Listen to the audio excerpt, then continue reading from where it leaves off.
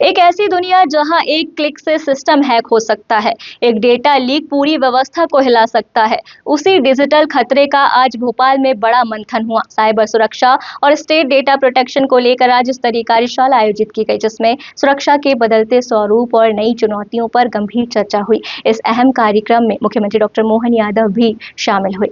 भोपाल के Kushabhau Thackeray convention centre में आयोजित इस कार्यशाला में साइबर सुरक्षा विशेषज्ञ, तकनीकी संस्थानों के प्रतिनिधि और पुलिस विभाग के अधिकारी भी मौजूद रहे। कार्यक्रम में मुख्यमंत्री डॉक्टर मोहन यादव ने कहा कि साइबर तकनीक और साइबर अपराधों का स्वरूप तेजी से बदल रहा है और हर दिन नई चुनौतियां सामने आ रही हैं। उन्होंने कहा कि ड्रोन टेक्नोलॉजी, डिजिटल प्लेटफॉर्म और आधुनिक तकनीक ने सुरक्षा परिदृश्य को और जटिल बना दिया है।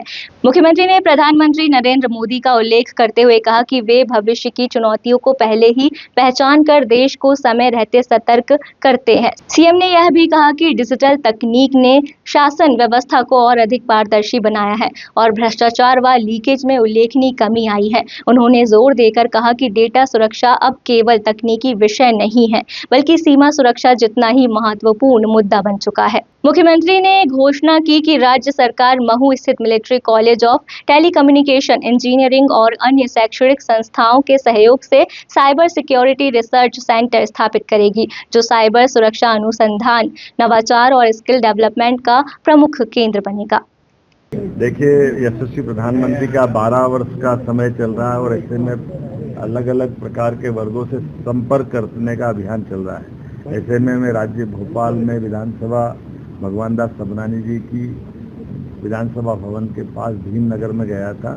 एक बच्ची ने जो अपनी मध्य प्रदेश शिक्षा मंडल के बोर्ड में 12th में टॉप पोजीशन बनाई थी, लेकिन अत्यंत कठिनाई के बावजूद भी बच्चे कितनी अच्छी प्रतिभा होती है और उनके घर के परिवार के लोगों से मिलने के लिए संपर्क का कार्यक्रम बनाया था। ये बात सही कि गली छोटी थी तो ई बाइक पे चलाई। यशस्वी प्रधानमंत्री ने डीजल पेट्रोल आज वैश्विक संकट के कारण से आह्वान किया कि हमको वैकल्पिक साधनों पे चलना चाहिए। तो राज्य के मंत्री हो, मुख्यमंत्री हो, आम नागरिक हो, कोई भी हो, हम अपने तमाम प्रकार के वो संसाधन का उपयोग सभी प्रकार से करें। मुझे इस बात की प्रसन्नता है। ई बाइक चलाने का आनंद भी मिला और लोगों से संपर्क करने का आनंद मिला, और जिनके घर गए वो तो आनंद में एक तरह से डूब भी गए और मोदी जी के शासनकाल की इतनी तारीफ कर रहे थे।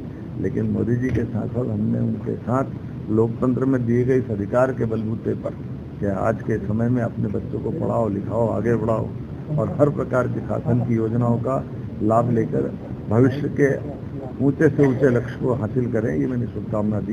फिलहाल सरकार साइबर सुरक्षा को लेकर सिस्टम को और मजबूत करने की दिशा में तेजी से आगे बढ़ रही है। प्रस्तावित रिसर्च सेंटर से राज्य में डिजिटल सुरक्षा ढांचे को नई मजबूती मिलने की उम्मीद है, जिससे आने वाले समय में साइबर खतरों से निपटने की क्षमता और अधिक प्रभावित हो सकेगी।